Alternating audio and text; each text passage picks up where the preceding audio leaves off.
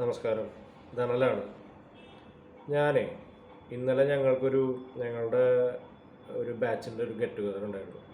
അപ്പോൾ ഇതിലൊരു സംസാര വിഷയം വന്നത് എന്താ വെച്ച് കഴിഞ്ഞാൽ, നാരായണിയുടെ മക്കൾ എന്ന് പറയുന്ന ഒരു സിനിമ. ആ സിനിമയെ കുറിച്ച് ഒരു ഡിസ്കഷൻ വന്നു. ഞാനത് കണ്ടിട്ടുണ്ടായിരുന്നില്ല. അപ്പോൾ അതിൽ ഈ തലമുറയെ വഴിതെറ്റിക്കുന്ന രീതിയിലുള്ള കുറച്ച് സീനുകളൊക്കെ ഉണ്ടെന്ന് പറഞ്ഞു.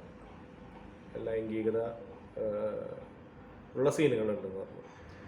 ഞാനത് കാണാത്തതുകൊണ്ട് ആ ഡിസ്കഷനിൽ കേൾവിക്കാരനായിട്ടിരിക്കാനേ എനിക്ക് പറ്റുള്ളൂ. പിന്നെ ഈ സിനിമയുടെ ഇത് സ്പോയിലർ ആവാൻ പാടില്ല. സിനിമയിലേക്കൊന്നും ഞാൻ കിടക്കുന്നില്ല. ഞാൻ എന്നിട്ട് സിനിമ കണ്ടു. സിനിമ കണ്ടപ്പോൾ എനിക്കതിൽ എൻ്റെ ഈ തലമുറയിൽപ്പെട്ട ആൾക്കാർ പറയുന്നത് ശരിയാണെന്ന് എനിക്ക് തോന്നി.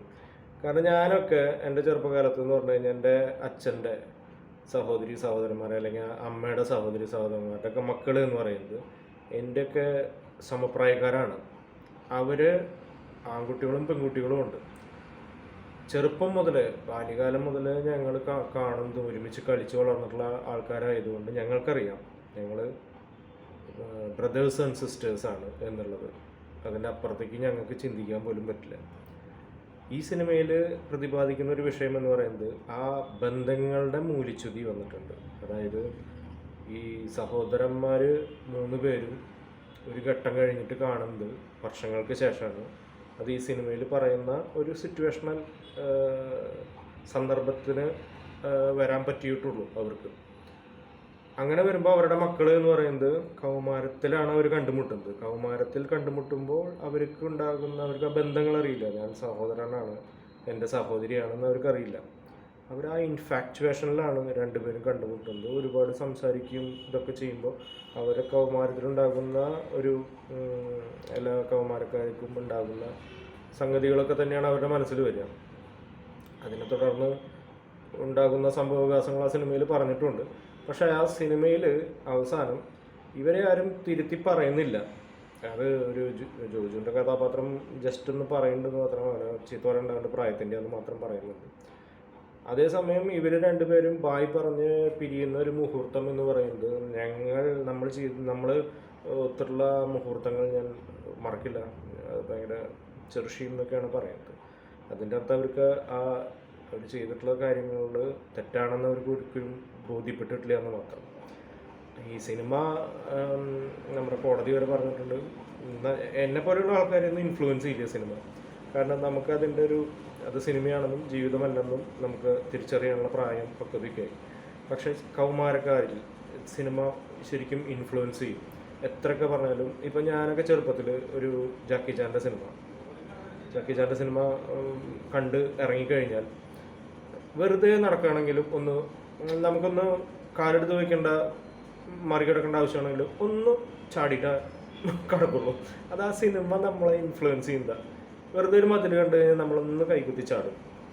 അതുപോലെ ഒരു ബാറാടുന്ന എന്തെങ്കിലും ഒരു കോലയിൽ ഒരു കഴുക്കോലുണ്ടെങ്കിൽ അതുമ്മ തൂങ്ങിയിട്ടൊന്ന് നമ്മൾ ചാടും.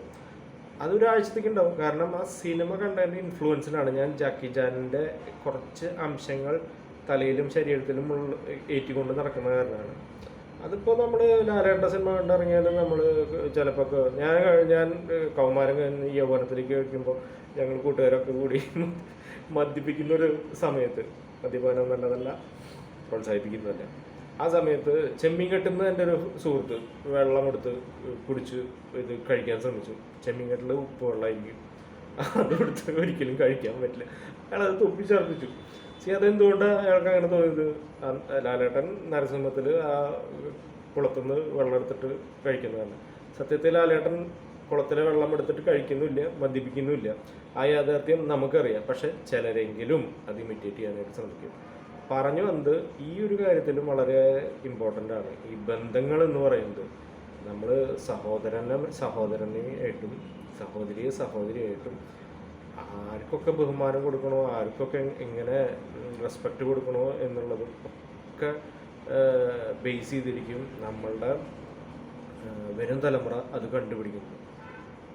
അതുപോലെ തന്നെയായിരിക്കും അവരുടെ റിയാക്ഷൻസ്. പ്രത്യേകിച്ച് ഈ ഭയങ്കര സെക്കൻഡിനുള്ള റീൽസ് പോലെ നീങ്ങുന്ന ജീവിതത്തിൽ ഇത് വളരെ ഇമ്പോർട്ടൻ്റ് ഘടകമാണ്.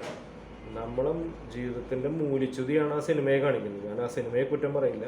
ജീവിതത്തിൻ്റെ ബന്ധങ്ങളുടെ മൂല്യച്യുതിയാണ് ആ സിനിമ കാണിക്കുന്നത്. പക്ഷെ അതിൽ ഇത്തരം ഒരു കാര്യം വരുന്നതിൽ അവർക്കത് ശ്രദ്ധിക്കാനായിട്ട് ചിലപ്പോൾ എല്ലാ സ്ക്രിപ്റ്റിലും ചില പാകപ്പിഴകളൊക്കെ വരും. അതിൻ്റെ ഭാഗമായിട്ട് വന്നിട്ടുള്ളൊരു ഇതാണ്. ആ മെസ്സേജ് വരുന്നതിൽ വന്നിട്ടില്ല എന്നുള്ളത് യാഥാർത്ഥ്യം തന്നെയാണ്. ഇവർ ചെയ്തിട്ടുള്ള കാര്യം എന്ന് പറയുന്നത് അത് അക്സെപ്റ്റബിൾ. അതെന്താ വെച്ച് കഴിഞ്ഞാൽ പണ്ടൊക്കെ നമ്മളുടെ എന്താ പറയുക, സഹോദരിയുടെ മകൻ സഹോദരൻ്റെ മകളെ കല്യാണം കഴിക്കുക, മുറച്ചെറുക്കൻ എന്നൊക്കെ പറയുന്ന ഒരു പാറ്റേൺ ഉണ്ടായിരുന്നു. അത് കുടുംബത്തിൽ സ്വത്ത് അങ്ങോട്ടും ഇങ്ങോട്ടും ഭാഗിച്ചു പോവാതെ, വേറെ കുടുംബത്തിലേക്ക് എത്തിച്ചേരാതെ സ്വന്തം കുടുംബം തന്നെ ഡെവലപ്പ് ആവണം, ആ സ്വത്ത് അവിടെ തന്നെ കറങ്ങി തിരിയണം, ഇവിടെ നിന്ന് വേർപെട്ട് പോകാൻ പാടില്ല എന്നുള്ള ഉദ്ദേശം കൊണ്ടൊക്കെയാണ് ഇത് ചെയ്യുന്നത്. പക്ഷേ അങ്ങനെ വിവാഹം ചെയ്തിട്ടുള്ള പലർക്കും ഉണ്ടാകുന്ന കുട്ടികൾക്ക് ജനറ്റിക്കലായിട്ടുള്ള പ്രോബ്ലംസ് വന്നതിന് ശേഷമാണ് സയൻസ് പറഞ്ഞത് അങ്ങനെ ചെയ്യുന്നത് ഒരിക്കലും നല്ലതല്ല എന്ന് പറയുന്നത്.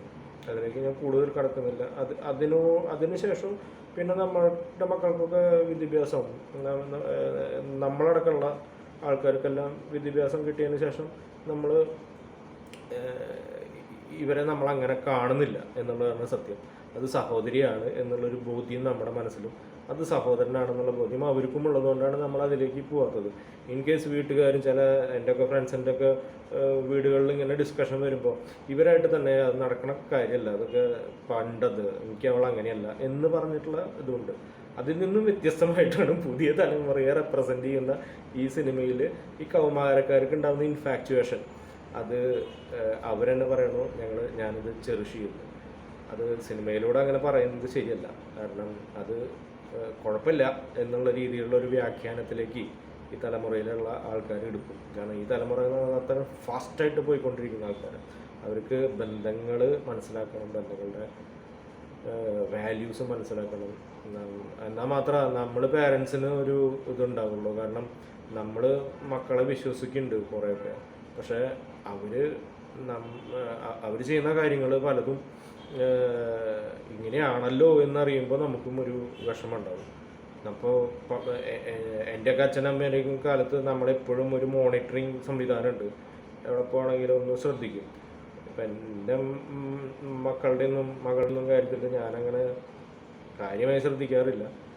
പക്ഷേ അത് ഇങ്ങനത്തെ സിനിമകളൊക്കെ വന്നു കഴിഞ്ഞാൽ നമ്മളൊന്നും ശ്രദ്ധിക്കേണ്ട ഒരു ആവശ്യം ഉണ്ട് എന്നാണ് എനിക്ക് തോന്നുന്നത്. കാരണം വൺസ് ഇതിലേക്ക് പോയി അവർ തെറ്റായ രീതിയിലേക്ക് പോവാതിരിക്കാൻ നമ്മൾ ശ്രദ്ധിക്കണം. തെറ്റായ ഇതിലേക്ക് പോയാൽ അവരെ ചേർത്ത് പിടിക്കണം എന്നുള്ളത് സത്യം തന്നെയാണ്. അപ്പോൾ അതിൻ്റെ പ്രിക്വേഷൻ എന്നുള്ള നിലയിൽ ഇത്തരം സിനിമകൾ വരുമ്പോൾ നമ്മളത് ശ്രദ്ധിക്കുക തന്നെ വേണം. അതിൻ്റെ അർത്ഥം അവരെ സംശയദൃഷ്ടിയോട് കൂടി കാണണം അല്ലെങ്കിൽ അങ്ങനെയല്ല ഉദ്ദേശിക്കുന്നത്. ശ്രദ്ധിക്കേണ്ട കാര്യങ്ങൾ ശ്രദ്ധിക്കാൻ വേണം. കാരണം ഇത്തരം സിനിമകൾ വരുമ്പോൾ അത് യുവതലമുറയെ ഭയങ്കരമായിട്ട് ഇൻഫ്ലുവൻസ് ചെയ്യുന്നുണ്ട്. Okay, thank you.